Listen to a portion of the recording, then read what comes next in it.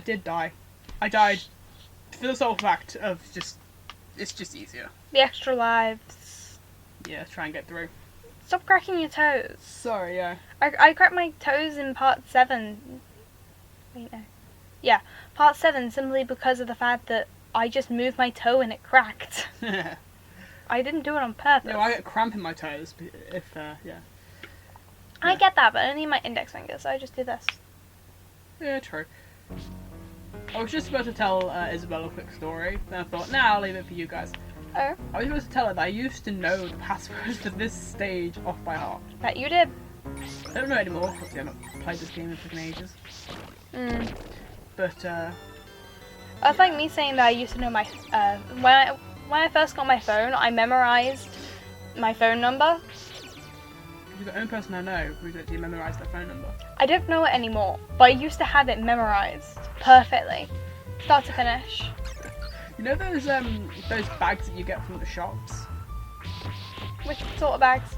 The bags that are supposed that you can like get replacements for. Oh, bags for life. Yeah, they've got barcodes on them. Yeah. And there's this one dude at work who he memorised the code on the whole thing. So, you know, the whole 505. Oh, there we go. Oops. I didn't go upstairs. Or, you know, the whole barcode. Yeah, the whole barcode. I mean, it's not that difficult. It is, it's kind of long. Well, I know 20 digits of pi. That's funny. I know how to make a pie. I know how to make a pie too. I also know how to make a cake. But yeah, well, I used to. I only know about 10 now.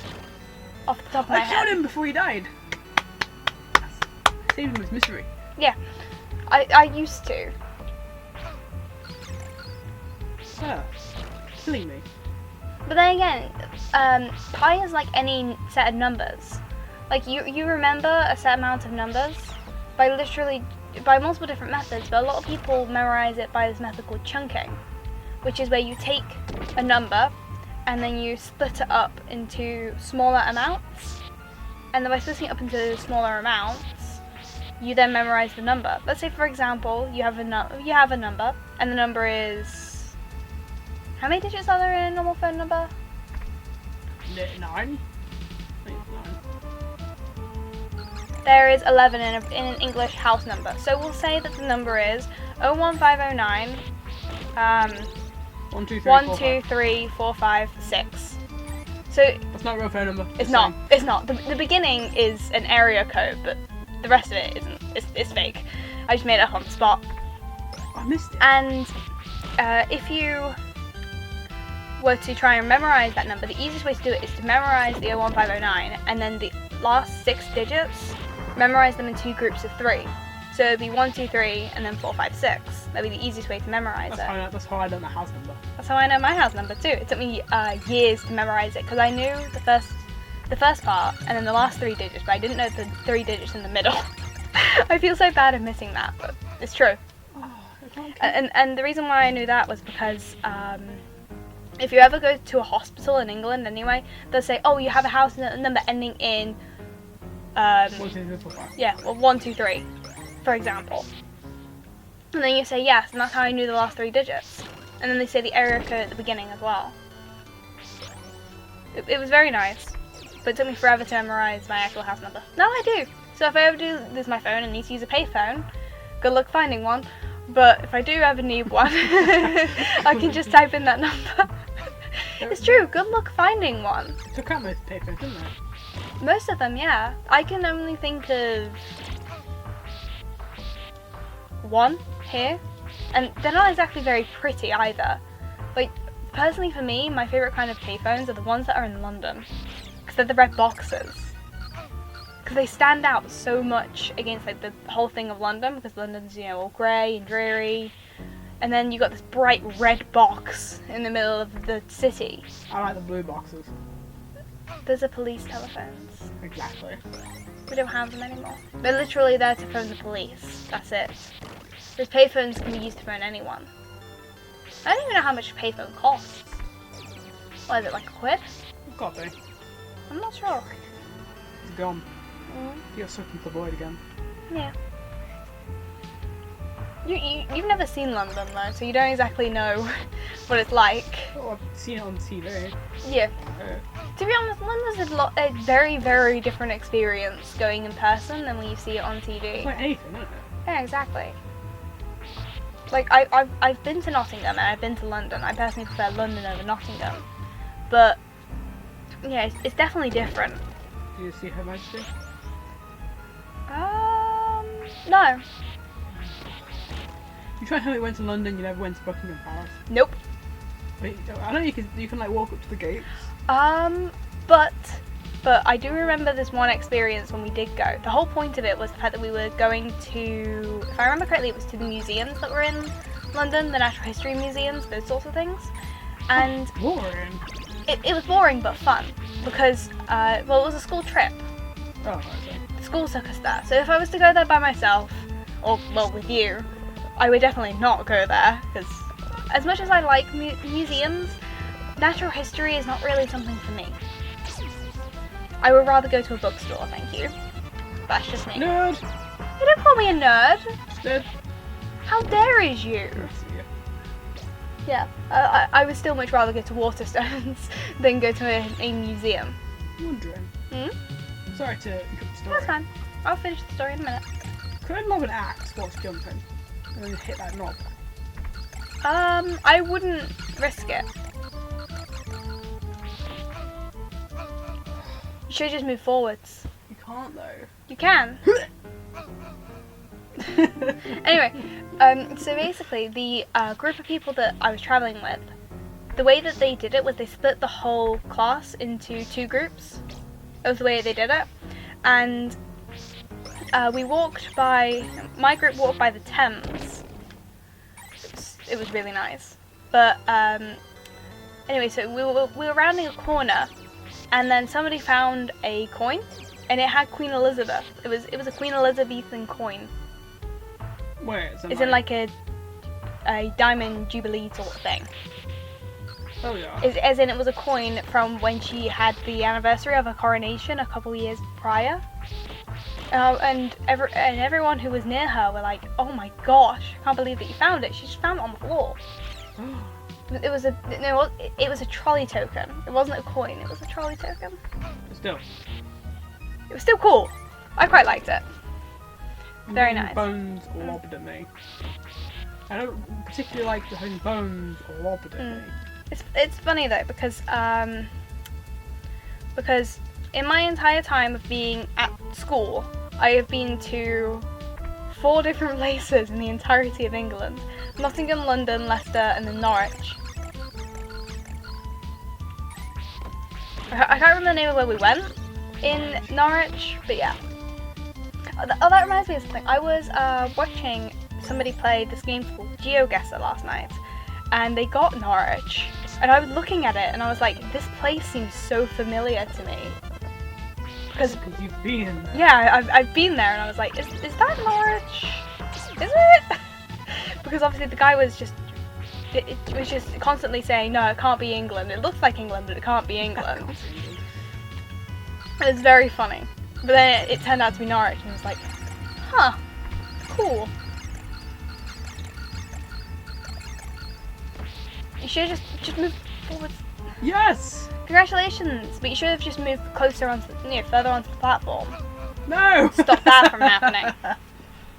Blinking back fall damage. I hate classic games for that reason.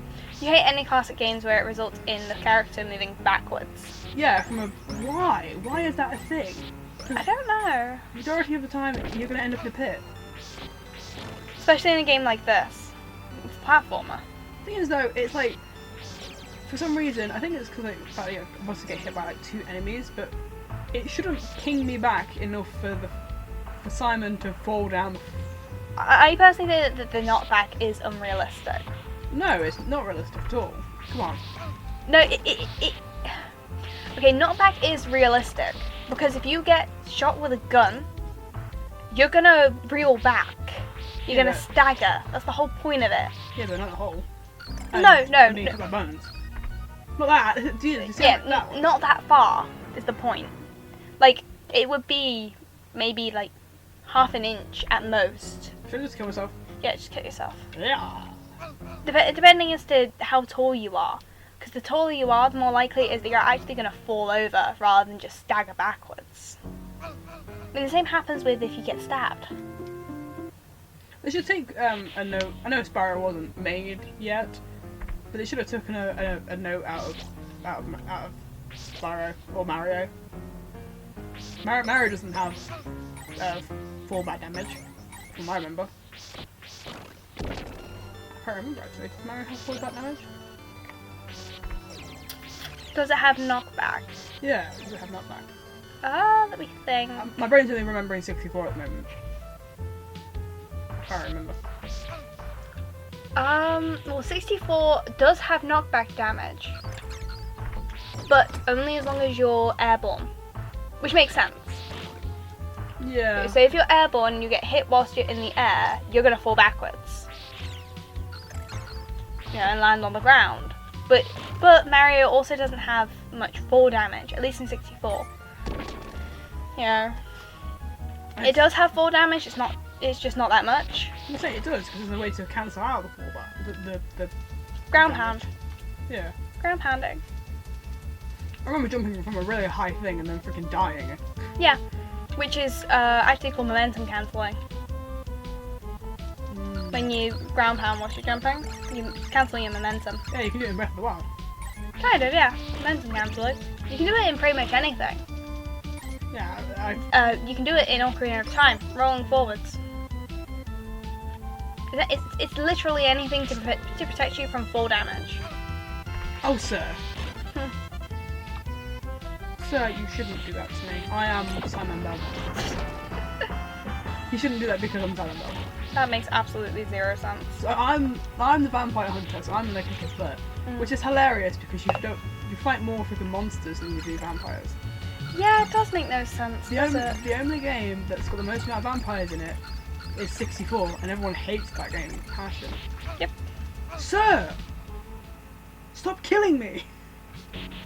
Don't start whipping. Just keep walking forwards. If you get hit, if you're still holding it forwards, it will still push you forwards a little. Oh, I see. You are a genius. I play these games a lot. Not this game, but I do play a lot of games with fallback damage.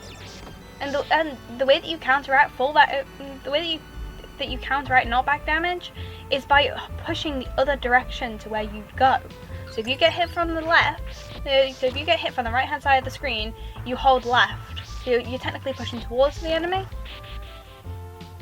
I see. It's the way that I do it. It kind of works, but not. It's not perfect, but that's also how you get boosting from damage as well. Well, damage boost, yeah. Exactly. There's two different kinds of damage boosting. You've got damage boosting, which is used to push you up a ledge in order to get you to one place. And then you've also got damage boosting as in using it to get through enemies, which is also making use of the invincibility frames. I mean, invincibility frames don't exactly exist in every game anyway. No, they don't. There's quite a lot of games that don't have them in it. The original Spyro didn't have invincibility frames. Yeah, but you could also run through bullets. Yes, I know, it's amazing. So, yeah. Which actually makes zero sense. What? It's a bullet. Yeah, Spyro's head can just ram right through a bullet. That's why they changed it in the Reignited trilogy.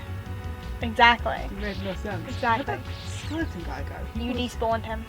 Oh, okay. Congratulations. I wonder what I did with it. You successfully managed to despawn a skeleton. Good for him. Jump. Told you to not start whipping. Gosh. I like whipping, I'm sorry. Fine, I'll do it your way.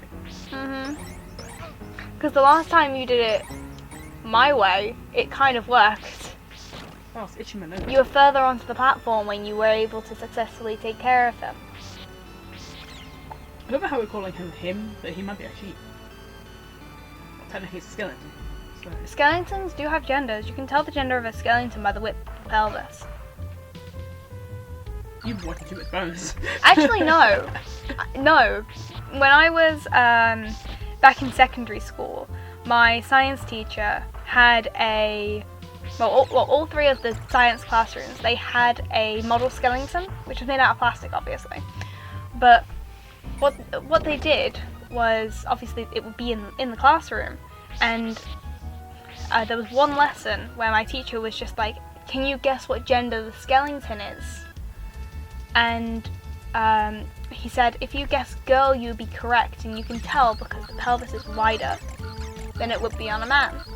And that's for the whole process of having a child. Of course, the pelvis is going to be wider. Screw having babies now. Yeah. And you I just tried to died. be fancy and died. Stop being fancy. If you try to be fancy too much, you'll just die. I'm dying. Exactly. I just proved my point.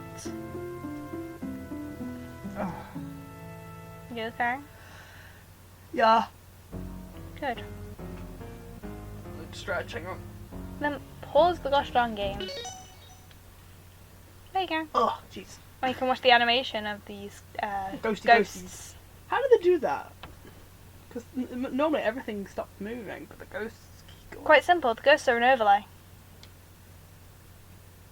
Woo! When they made the game, they made the whole level, and then obviously the enemies in the level, and then they just overlaid the ghosts on top of it. Which way, if you stand in one place, the ghost will go over the top of Simon. See? So technically the ghosts are like a completely different layer in Photoshop. Yeah. So think of the ghosts as like layer 3, and then Simon and the enemies as layer 2. Sorry, layer, and then the background as the background layer. So, I've used Paint.Pro Pro, but Or Paint Shop Pro or anything else like that. I prefer Photoshop, but that's just me. What makes the skeleton explode? You whip their spine. They've all got like explosives in the spine. Well, technically their spinal cord would still be intact. I don't know how it died, yeah. It would still be intact. Mostly. True.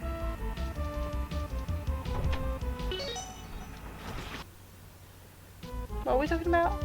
I've gone completely blank. Oh no. I don't know either. I really don't know. Oh yeah, we were talking about the fact that the ghosts are an overlay over the top of Simon and the animations. Oh no. I've been blank talking about it. As did I. Oops. We do that a lot, if that wasn't obvious. I missed him. I am very forgetful. I missed him. I'll get him again next time. I'll get you, my pretties, and your little dog too. Wizard of Oz. The Wizard of Oz. The Wizard of Oz reference is necessary. See if we can get him. I don't think so. He jumped differently that time. For a second, I didn't even think that we were in the same place. I think the way that he jumps is based on RNG. I would have just jumped over. No! You are a knob.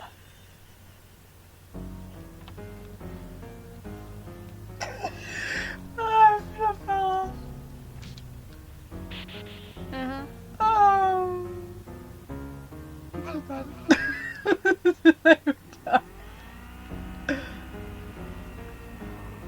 Are you just farming for good RNG now? Well, it seems to me he's very nice to me, but I got 4 lives, so I'm gonna get 4 lives and then.